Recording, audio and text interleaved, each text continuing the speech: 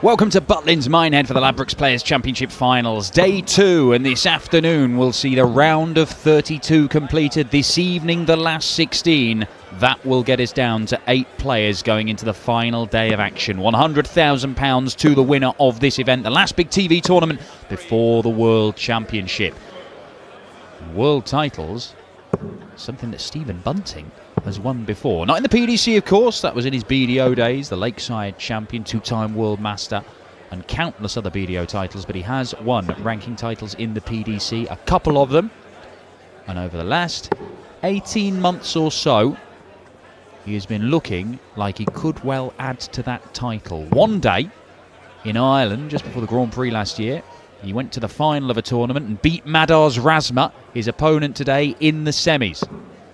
Madars himself nearly became the first Latvian ever to win a PDC ranking title this year, beaten in the final in Ireland again just before the Grand Prix. Bump of the fists, away we go. I'm Dan Dawson, Paul Nicholson, a former Players Champion alongside me. Potentially 9 games on the second stage here at Reds Bar this afternoon. It starts with the Bullet and Razma. Good afternoon, everybody, and good afternoon, Dan. Not the start that Razma was looking for. Sometimes you just need to find your way into a game, and the format is exactly the same today as it was yesterday, for this afternoon anyway. So best of 11, a format that all of these guys are very familiar with, because leading into this tournament, everything is best of 11 legs, no set format. So it's just another day at the office, but the stakes have been raised. Yeah, they certainly have. The players you see in action today guaranteed £5,000 in their pockets for reaching the second round. But if they win this afternoon, they're up to £8,000 winnings. And if they win tonight as well and get into the final day, minimum £12,500 ranking money. Yeah, that's a lot of sponduli. But some of these guys these days are consistent on the tour, and they're used to getting those kind of paychecks. Maybe Stephen more so than Madman. Well, this is the thing. We've seen over the increase in prize money, and for example, they've just announced this week that Betfred will be sponsoring the World Match Play. That's £150,000 to the winner of that. Obviously, there's £500,000 to the winner of the World Championship this year. But more important than perhaps, lining the pockets of Gary Anderson, Michael Van Gogh, and the guys who are picking up the big titles on a most regular basis, is these guys who are further down the rankings, even outside the top 32, as Bunting looks at treble 10, is it? No? 41. 39. There we go. I'm making counting mistakes. Russ has joined me. It's contagious. But he's left himself 47, and he'll come back looking at either 7 or 15. Just come back to this point of the prize money. See if Bunting can get this first leg in the bag. It would be a break of throat. 15. Here's a double 16 guy. And that's why. Right in the bottom corner. 1-0 Bunting. Great start. And by virtue of that poor start to that leg, Razma has been punished. Now, Paul, you're a man who had to go back to Q School, get your card, and work your way up. Now, you're top 64 player. How big has the increase in prize money for players, extra money making the second round, third round, no entry fees this year? How big a difference has that made to players currently in your position, fighting their way up, looking to get high up the rankings, or players who are genuinely trying to treat darts as a job and not work the day job as well? It's been huge, because I'm one of those almost veteran type players that are creeping up to the age of 40 who can still remember when, in order to win a decent amount of money in a tournament day, you had to win quite a few matches. So now when you go to a Players' Championship event, one of the events that gets you into this event, you have to win one game and it's 500 quid. Then it's 1,000. These sort of increases are life-changing for people. They're allowing them to make the decision of playing darts full-time. And the entry fees have not only had an effect on people's contracts with sponsors and management, but the guys who look after themselves have got a lot more money in their pocket because of that. It's been a revolutionary year for the PDC to make those steps, and you can only see it getting bigger over the course of the next few seasons, and I hope it does. Well, look, it is still not perfect. There are still situations that Madars Razma, for example, his costs are a lot higher than Stephen Bunting for playing the tour in general. Yeah, getting from Latvia to Wigan is quite the journey. Getting from St Helens to Wigan is quite easy. The boys who live in St Helens have got a definite advantage for events in Wigan, that's for sure, and the Yorkshire boys for Barnsley. For those of you who live in Sussex, such as Paul, absolutely gutted Milton Keynes is off the agenda this year. Bunting only gets 1 dart for the leg. That's all he needs. 2-0 to the Bullets. Yeah, bring back Crawley. That's what I say. I don't care what Ronnie O'Sullivan says. I love a bit of Crawley. Well, we saw John Michael, the record-breaking, history-making, 16-time national champion of Greece, win one of the BDO tournaments just the other weekend. Now, he's a guy who, he's got the talent where he could be in the top 64 in the PDC. I have little doubt about that. He's a very good player. Seen him at the World Championship, seen him at all kinds of tournaments, John Michael. But it was costing him so much money to come over from Greece, something like €1,700 every weekend with his flights and hotels and everything like that, that he just couldn't do it. He won his tour card. He was good enough to get a tour card. He couldn't do it for a year. He managed to get a sponsor to do it for his second year to help out with those costs, but it wasn't enough for him to keep his tour card. And that is something that is an issue. But as Bunting fires in the first maximum, we do have a Players' Championship weekend in Hildesheim this year, so something on mainland Europe, a bit easier for some of the players, the Dutch lads particularly. Do you get the feeling that the emphasis on locations of events will change in the next few seasons? We've seen it with the World Series, and Bunting is absolutely taking Razma to school here. But Players' Championships and European Tour events in Europe I see, and less events potentially in Barnsley and Wigan, and more around Europe, I'd say. But right now, Bunting has 60. Tops again for 3-0. Double 19. Hey, he's going all showmanship on us. He's doing a bit of razzmatazz to Razma.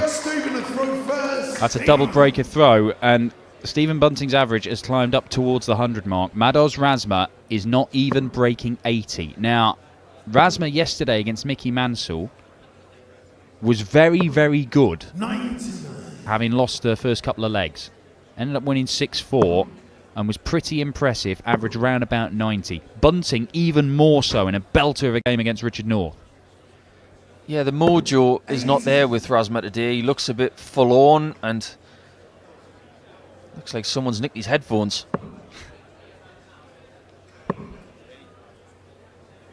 That's kind of, it's kind of what we expect though with Madars, isn't it? Because it's streaky. He's had a couple of fantastic days over the last couple of years. Made a semi-final, made a final on the Players' Championship Series. That's what's got him here. 96. Well, one thing you've got to get used to when you're playing big level darts over the course of many seasons is you've got to get used to the highs and the lows. Adrenaline management. So when you're high, you've got to bring yourself down a peg. When you're low, you've got to bring yourself up a peg and meet in the middle sometimes. He was high as a kite last night after winning against Mickey Mansell. Would have been really, really pleased. And then he's got to get himself back on the horse. And this is something that Stephen has done for many, many, many years. Since he was the age of 14 playing county darts for Merseyside. And he will have learned that from great players in that area. And he's the talisman for Merseyside darts for me now. Well, it's a hotbed of darts up that particular part of the world. St Helens, Merseyside, Chisnell, Michael Smith, Stephen Bunting. Alan Tabern still knocking around, winning games of darts. He's had a few battles with MVG on the Euro Tour this year as Tabby. It didn't work out for him yesterday. He was telling me yesterday, Tabern, that there is an actual Alan Tabern trophy where people in a local club play left-handed and whoever wins it wins the Alan Tabern trophy. Fantastic. Look what Bunting has left again, 60.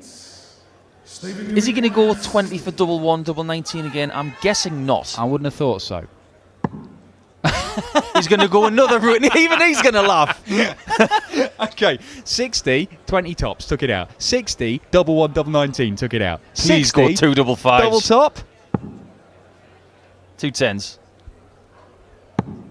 Oh, it would have been 60 taken out 3 separate ways in consecutive legs. 18 and bull for Madman. Didn't risk the treble. Hasn't got anywhere near that bullseye, unfortunately for him. But now Bunting just needs 1 double 5. Take care of the leg, and he's going 2 double 4. Thinking clearly and taking care of the job, that's for sure. 4-0 to Bunting, and this is very, very good for a Stephen Bunting fan. Yeah, it's not been entirely convincing, as those efforts at 60 show. It's sort of been good, but it's not been his top level stuff. The thing is, Razma is so off the pace compared to yesterday. The only dart he's had at double is that one at the bullseye at the end of an 88 combination. He has not had any other opportunities. And Latvia's number 1, who did come into this in some good form, remember. He'd won a couple of events on the Nordic and Baltic series, and we've spoken at length about how great the players on the Nordic and Baltic, the Scandinavian countries, are. Very, very healthy system they've got there. And then that kind of feeds into the point we're making about the UK doesn't own the game of darts, and it is spreading, and we're seeing more events in mainland Europe to accommodate the growth of the game there. But we're also seeing their own series, the Nordic and Baltic League set up, the Asian League set up, essentially. Obviously, the Australian one's been going for a long, long time. Yeah, the DPS circuit was almost the flag bearer for leagues outside of the PDC itself, and players came through that.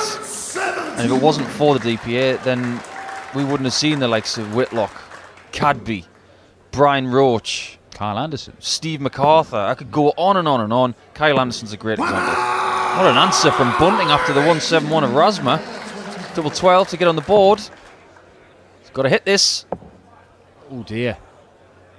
Oh no. Bunting can punish. That maximum has put him in a great position. Treble 10. Single 20 or single 12 for tops. Oh, he's low.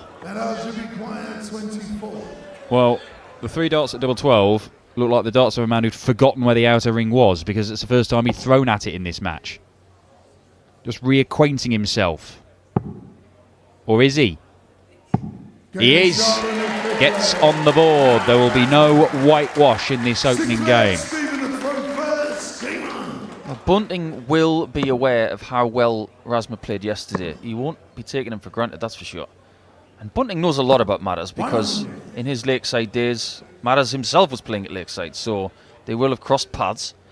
But when he sees Madars playing the way he has done in this match so far, as a player, you're thinking to yourself, oh, this is great. This is kind of what you want, really, on a day where you could potentially play twice. A nice, gentle start to the day. Somebody's not going to really push it. The problem is, Madars showed this against Mickey Mansell. He grew into the game and got better and better. Now he's given himself an awful lot of work to do, 4-0 down. But he got his first dart at double in the 4th leg. He got a whole load of darts at double in the 5th leg. And his level has picked up marginally. Got to be careful though, Stephen, because even though he's got an opponent who's not firing on all cylinders, you've got to maintain focus and your own level. And yesterday, Stephen, when he needed to find something right at the end of the game, in what was a classic game with Northey, when he hit the first treble 20, he went, come on. And then he hit the second one, he went, come on. And he hit all 3. There was just real passion there. You get the feeling that's a little bit of mental training that he's been doing, that when he needs to put the foot on the gas, he just puts his foot to the floor. Well, it looked, when he hit back-to-back 180s in the 3rd leg of this one. 130 for Madars, gets him to a makeable finish. Yeah, it looked at that back-to-back 180 leg, the 3rd leg, where he managed to get another breaker throw, put him in a position which Madars would struggle to come back from. And he may yet struggle to mount a serious challenge, but this would be a significant step. Great dart. Double 16. That's in, and that's an important dart because Bunting did something very clever with his final visit in that leg. He had a 25 to leave 130, which is a lot easier to hit than 135. So that double 8 is crucial. It's got him back in this match, and if he can hold here, he'll be within 1. Still has to break Stephen, admittedly, but like you mentioned, Dan, he's growing into the game. He's tall enough, but right now, he's definitely grown in stature in this match.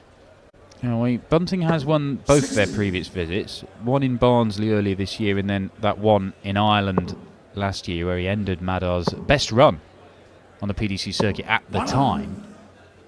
It was exactly the same weekend this year that Madars went one step further into the final of a Players' Championship event, beaten by Max Hopp. If he could produce the turnaround, he could face Max Hopp in the next round, although Hopp has got to overcome the world number 2 Peter Snakebite Wright. It's on the main stage, set to be the 7th game on the main stage this afternoon. I wouldn't say that's a gimme for Peter Wright at all. Absolutely not. I think that is a very even match right now. And Bunting has put a big hole in that, 320, to get himself back in the leg.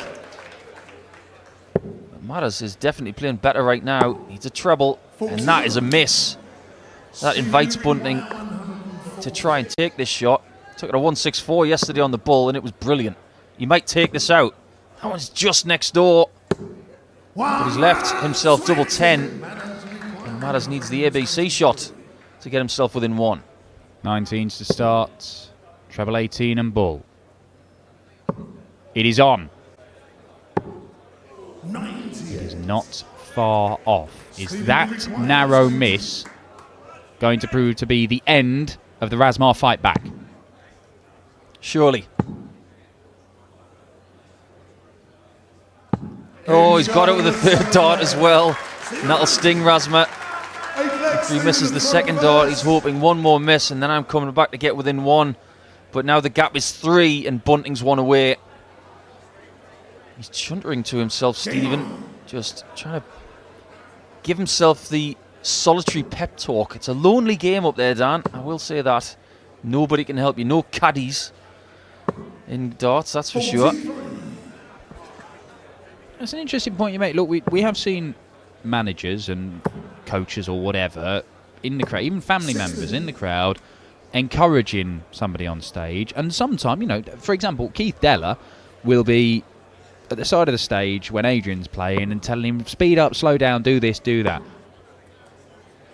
Have you ever found that to be a help when you've been on stage, or is it just something that gets in the way? Hindrance. 100% hindrance.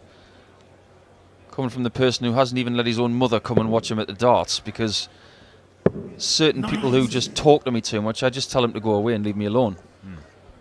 You never heard the phrase that assets always work alone? There you go. But for me, it was always about just being focused and getting on with the job. It's about doing the job. It's not about making other people happy. It's about doing what I want to do. And it's one thing that my management have always been very good at, leaving me alone. And if I ever need anything, they will facilitate. But some players do seem like that. They will say they'll be delighted that their friends, family are there if they've gone and won. But a lot of the time, they're there to work. And they don't want the friends and family around them so much because they're there to do a job and focus on that rather than be slightly distracted by the people that they love and respect or whatever being there and feeling that it's almost an added pressure for them. Yeah, absolutely right. The pressure's on Razma right now because if he doesn't get a move on, Bunting is going to be in the next round. And we'll see him this evening as the plot thickens. 262 for Bunting. I'll actually really like from 262 going to the 19s because if you get a 95 with 5 19s, it leaves you a finish on 167. But ultimately, he's left himself on 164. Can he finish the match with a shot that he's already hit this week? He took it out yesterday against Richard North.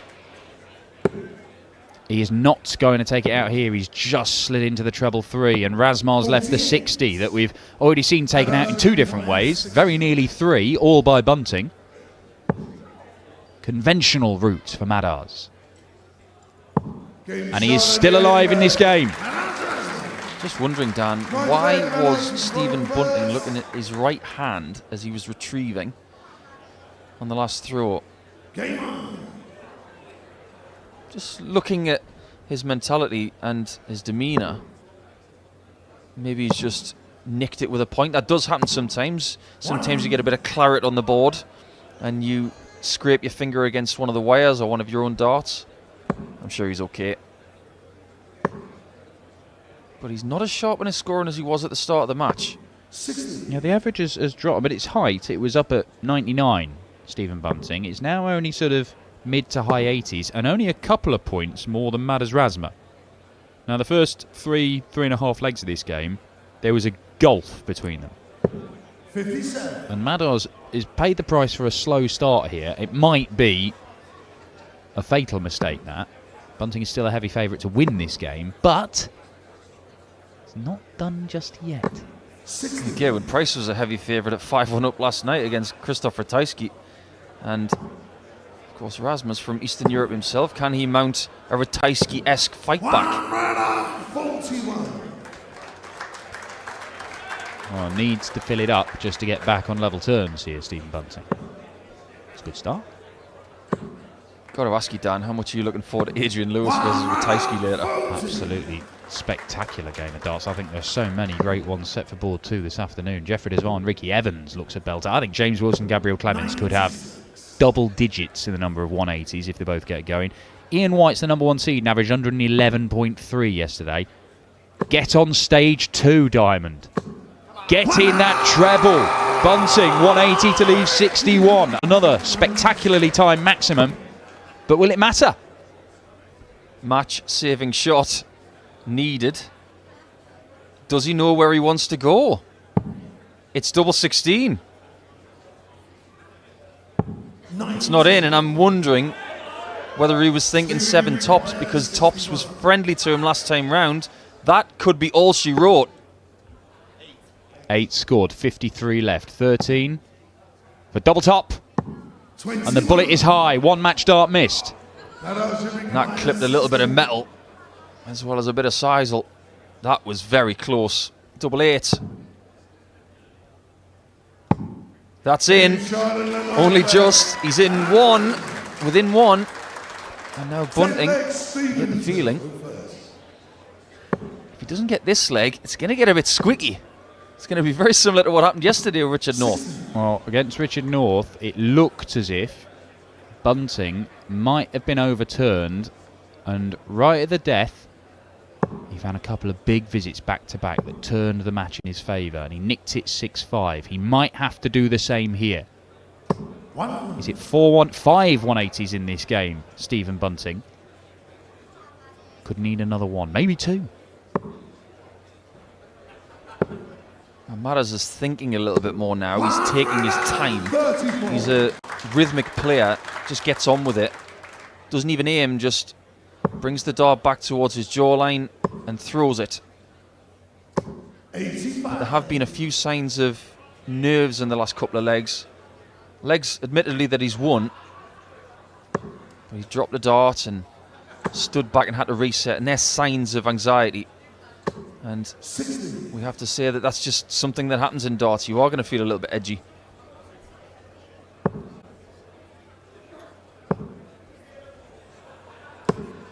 Edgy for both of them there. It is still advantage Bunting, but that advantage is narrow. The lead is a lot narrower than 4-0 as it was earlier. What was I saying earlier about a nice, easy last 32 match? It's far from that now. 2-7-3. Razma's got to be careful here. Now what does he do?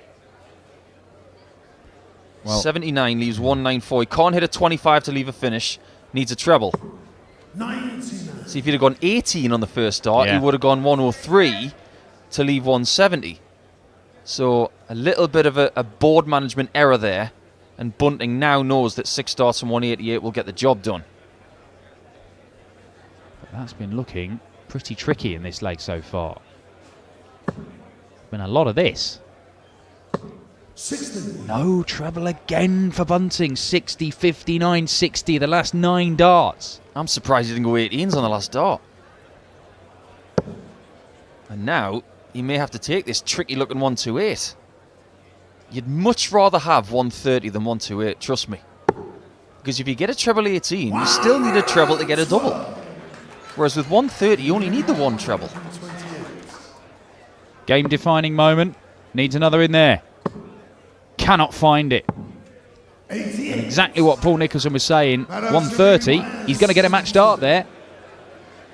Razma to become favourite in this tie. Double 16.